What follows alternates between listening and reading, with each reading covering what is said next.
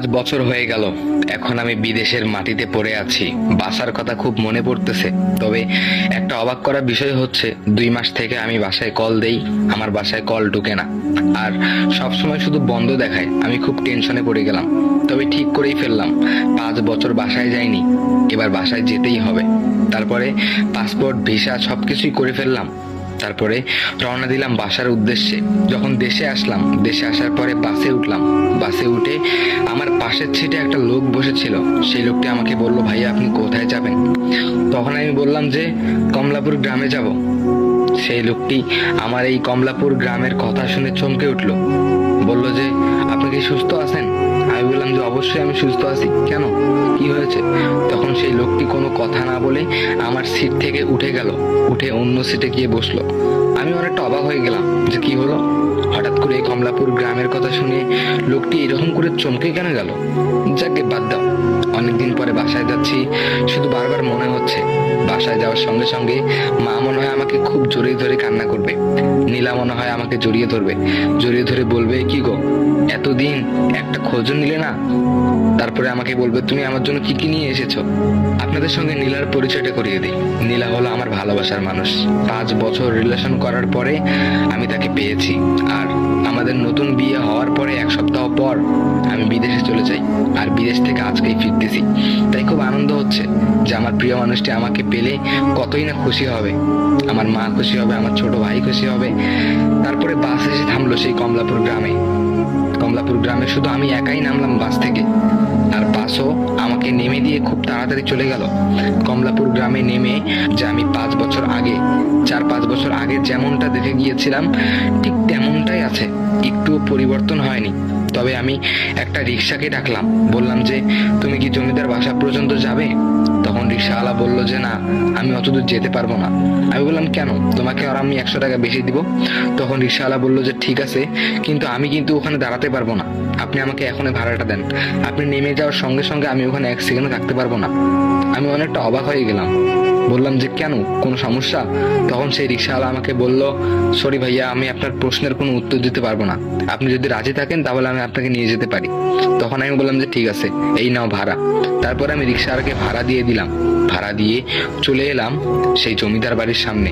আসলে জমিদার বাড়ি বলতে ভুল হবে, জমিদার বাড়ি আগে ছিল, তবে এখন আর সেটা নেই। জমিদার বাড়ির নামেই সেই জায়গাটা পরিচিত।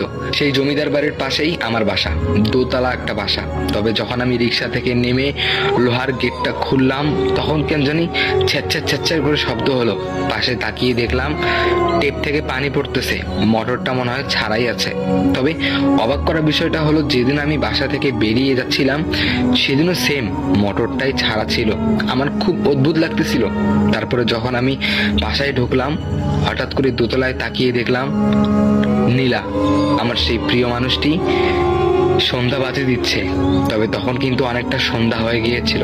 তারপরে আমি যখন নীলাকে চিৎকার করে ডাকলাম, নীলা কেন জানি শুনতে পেল না। তারপরে আমি সিঁড়ি দিয়ে উপরে উঠলাম।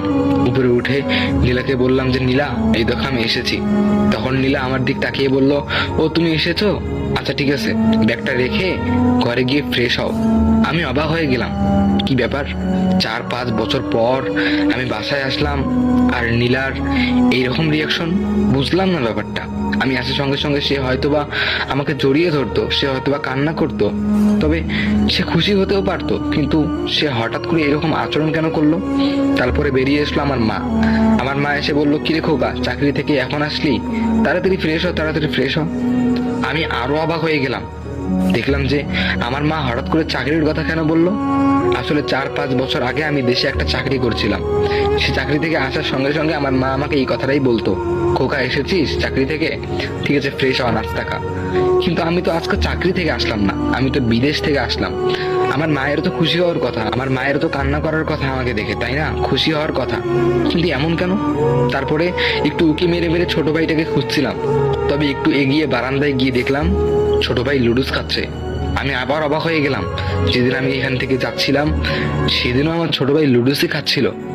কেউ একটু পরিবর্তন হয়নি, বাড়িটা আগের মতোই আছে। আমি অনেক অবাক হয়ে গেলাম, আমার মাথা কাজ করতেছিল না। তারপর আমি ব্যাগটা রেখে বাথরুমে গেলাম ফ্রেশ হওয়ার জন্য। তবে বাথরুমে গিয়ে আমি আবার অবাক হলাম, যে দেখলাম আমার সেই ব্রাশ, সেই সাবান, সেই বদনা, সেই টেপ সব আগের মতোই আছে, একটুও পরিবর্তন হয়নি, আর সাবানটাও শেষ হয়ে যায়নি। আমি অনেকটা অবাক হয়ে গেলাম। তারপরে যখন ফ্রেশ হয়ে বের হলাম, হঠাৎ করে দেখলাম আমার সামনে নীলা এসে দাঁড়িয়ে আছে। ভয় পেয়ে গেলাম, বললাম নীলা, হঠাৎ করে তুমি আমার সামনে দাঁড়িয়ে আছো কেন? তখন নীলা বললো যে আমি তোমার জন্য নাস্তা এনেছি, তাড়াতাড়ি নাস্তা খেয়ে নাও। এই কথা বলে নীলা আবার চলে গেল। আমি অনেকটা অবাক হয়ে গেলাম, কি ব্যাপার, যে মানুষটাকে আমি এত ভালোবাসতাম, যে মানুষটার সঙ্গে 5 বছরের রিলেশন ছিল আমার, সেই মানুষটা এরকম আচরণ কেন করতেছে? তখন আমি ভাবতে শুরু করলাম, এই 4-5 বছরে মনে হয় নীলা অন্য কাউকে পেয়ে গিয়েছে, আমাকে হয়তো বা ভুলে গিয়েছে। তখন আমি এইটা ভাবতে শুরু করলাম। তারপরে রাত হয়ে গেল, রাত 10টা বাজে। পুরো টিভির আওয়াজ পাচ্ছি। তারপরে হঠাৎ করে পাশের রুমে গিয়ে দেখলাম মা আর নীলা বসে টিভি দেখতেছে। আমি বললাম যে মা, ঘুমাবে না? তখন মা বললো যে না, আর একটু পরে ঘুমাবো, এই সিরিয়ালটা শেষ করি। তারপরে দেখলাম যে সিরিয়ালটার মধ্যে সে আগের সিরিয়ালটা, 5 বছর আগে যে সিরিয়ালটা ছিল, সেই সিরিয়ালটাই এখনো চলতেছে। আর সেই পর্বটাই ছিল যে পর্বটা আমি দেখে গিয়েছিলাম। খুব অবাক লাগতেছে। তারপরে কি হলো জানেন? সো গাইস, গল্পটি কেমন লাগতেছে একটু কমেন্ট বক্সে জানাবেন। এটা হলো প্রথম পার্ট। সো এখন আপনারা বলেন যে দ্বিতীয় পার্ট দিব কি দিব না।